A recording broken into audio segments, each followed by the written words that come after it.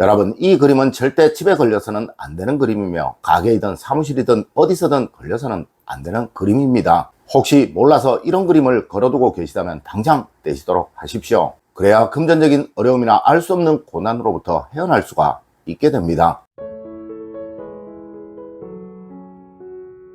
여러분 안녕하세요, 이정민입니다. 여러분, 이것은 제 사무실, 제 연구실에 걸려있는 그림입니다.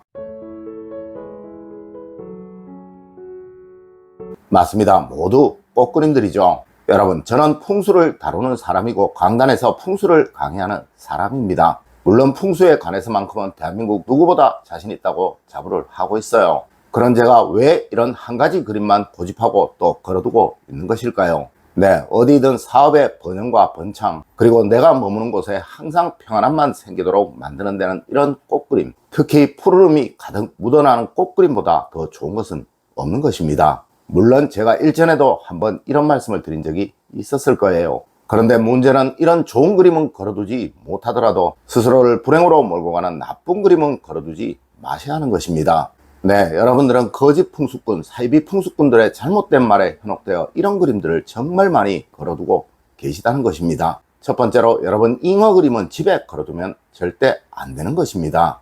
여러분, 풍수를 한다는 사람들이 이곳 유튜브에서 집에 잉어 그림을 걸어두면 재물운이 살아난다 라고 말하는 경우들이 참 많습니다. 네, 저도 얼마 전에 그런 영상을 보고 깜짝 놀랐는데요. 여러분, 그 말은 전부 틀린 말입니다. 잉어 그림은 재물운과는 전혀 상관이 없으며 오히려 이런 그림을 걸어두게 되면 집에 재물복이 사라지게 된다는 거예요. 물론 이런 잉어 그림을 재물복과 연관시켜 말하는 나라가 있습니다. 네, 바로 일본입니다. 여러분, 일본에서는 이런 잉어 그림을 권력과 힘을 상징하는 대표적인 그림이라고 말을 하고 있어요. 하여 지금도 정말 많은 사람들이 일본에서는 이런 잉어 그림을 몸에다가 그리기도 합니다. 네, 야쿠자들이 말이죠. 여러분, 일본에는 풍수가 없습니다. 그리고 우리나라에도 잉어 그림을 사용하는 경우가 있는데 이 그림에는 절대 색채가 들어가지 않아요. 네, 이런 색채 없는 잉어 그림은 돈에 초연하고 부에 초연하게 단지 시험운과 명예운을 살려주는 그림이라고 말을 하고 있다는 것이죠. 만약 입시생이나 시험을 앞두고 있는 분들, 그리고 정치나 명예에 관심이 있는 분들이라면 이런 흑백 잉어 사진이 좋을 수도 있으나, 하지만 이런 그림이라도 재물과는 전혀 관계가 없다는 것이죠. 여러분, 제가 항상 말씀을 드리지만 돈과 명예는 상반되는 개념이에요. 하여 제가 현관안에는 절대 돈과 관계되는 그림을 걸어두면 안 된다라고 말씀을 드리기도 했었죠. 여러분, 세상 그 무엇이든 적재적소에 사용이 될 때 그 가치가 빛을 발하게 되는 거예요. 네, 집안에 시험을 앞둔 사람이 없는데 이런 그림을 걸어두게 된다면 오히려 그 집안에는 재물운이 사라져버리는 정말 최악의 그림이 될 수 있다는 것입니다. 두 번째로, 용이나 호랑이가 나오는 그림은 절대 집안에 걸려서는 안 되는 그림입니다. 여러분, 신성한 동물들은 그 자체의 기운이 아주 강하기에 절대 일반 집안에 걸려서는 안 되는 거예요. 네, 풍수에서는 감당 못할 기운이 생기게 된다면 반드시 몰락을 하게 된다고 말을 하고 있다는 것이죠. 여러분, 혹시 십장생이라고 들어보신 적 있으시죠? 이것들은 우리 조상님들이 가장 신성시하며 불로장생의 상징으로 여겼던 것으로 간혹 병풍이나 그림, 그리고 자개농에 새겨 넣었던 것들입니다. 여러분, 이곳에도 용이나 호랑이는 없습니다. 네, 왜 그럴까요? 이것은 누구나 인정하는 불로의 상징, 신성한 동물들인데 말입니다. 맞습니다. 용과 호랑이는 신적인 의미를 담고 있는 것이라서 그러한 것입니다. 하여 일반적으로 산신을 표현할 때 항상 호랑이를 같이 그리는 것이며, 또한 절대 권력, 왕을 표현할 때 용을 같이 그리는 거예요. 물론 이러하기에 이런 그림들은 절대 일반 가정에서 걸려서는 안 되는 그림이라는 것이죠. 네, 이런 그림이 걸려져 있는 가정이 일반 가정이라면 그 가정은 항상 큰 어려움 속에 살게 될 것입니다. 세 번째로, 사람 그림은 가능한 집안에 거는 것이 아니에요. 여러분, 일반적으로 사람의 그림을 집안에 거는 것은 딱 두 가지 경우입니다. 하나는 존경하는 사람, 닮고 싶어 하는 사람의 그림을 걸어두고 그 사람처럼 되기를 염원하는 경우, 그리고 하나는 부모님의 사진이나 그림을 제사 지낼 때 걸어두거나 세워두는 경우입니다. 네, 예로부터 사람의 그림이 그려져서 전시가 되는 경우는 사당이 유일했다는 거예요. 물론 이것도 제사를 지낼 때만 해당이 되었던 거예요. 여러분, 우리 조상님들도 과거 사람의 초상화는 정말 많이 그리셨습니다. 네, 왕궁에서도 왕의 의지는 무조건 그리는 것이 법도였죠. 하지만 이것들이 벽에 걸리는 경우는 절대로 없었습니다. 여러분, 왜 그랬을까요? 맞습니다. 사람의 그림을 걸어두게 되면 항상 그 집안에는 불길한 일이 생겨나게 된다라고 하여 그렇게 했던 것입니다. 네 번째로, 여러분, 삐뚤어진 그림, 무서운 그림은 거는 것이 아닙니다. 여러분, 이 그림을 한번 보세요. 이 그림이 좋아 보이시나요? 물론 이 그림 세계적인 명화이고 또 세계적인 작가가 그린 그림입니다. 하지만 이런 것은 전시장이나 화廊에 있어야 하는 것이지 절대 일반 가정에 걸려져 있어서는 안 되는 거예요. 네, 여러분의 집은 행복과 안정이 생겨나야 하는 곳이니까요.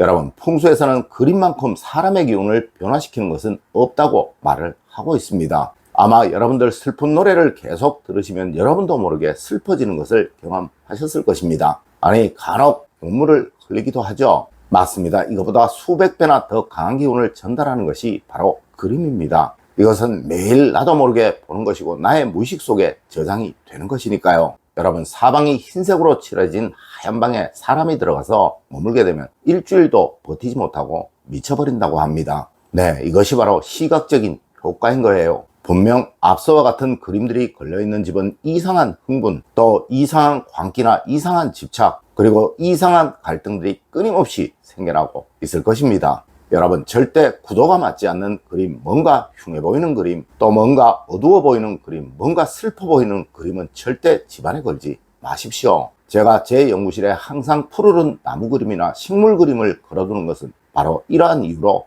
그러한 것입니다. 다섯 번째로, 여러분, 재물운을 위한 그림은 꼭 제대로 알고 걸어두세요.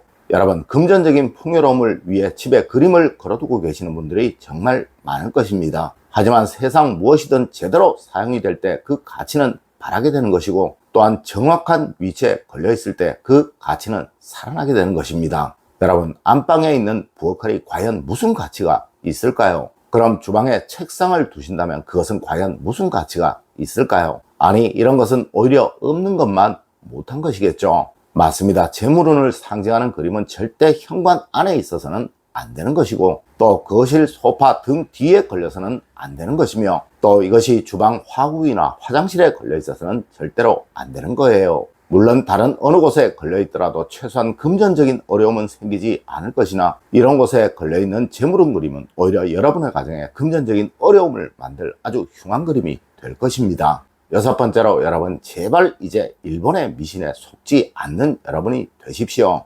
여러분, 제가 일전에 소금단지를 집안에 두면 안 된다는 말씀을 드린 적이 있었죠. 네, 우리는 일제시대를 건너오면서 이런 정말 많은 일본의 미신들이 마치 우리의 풍수인 양 오해를 하고 있다는 것입니다. 물론 앞서의 잉어 그림도 그러하고 또 소금도 그러합니다. 여러분, 이 사진을 한번 보세요. 일본의 스모 선수가 하늘에다 뭔가를 뿌리고 있죠. 네, 이것이 소금이며 이런 행동을 일본에서는 마와시라고 합니다. 또한 이런 것을 일본에서는 모리소금이라고도 하며, 이런 것을 가게 앞에 내어놓는 경우가 정말 많습니다. 물론 이것은 우리의 풍수와는 전혀 관계가 없는 그냥 단지 일본의 미신일 뿐이에요. 물론 이것 말고도 정말 많습니다. 여러분들 이제 일본의 미신에 절대 속지 마십시오. 오늘 제가 알려드린 이야기 여러분들 꼭 명심하시길 부탁드리며 오늘의 이야기를 마치도록 하겠습니다. 늘 올바른 학문과 올바른 지식을 여러분들께 전하도록 노력하겠습니다.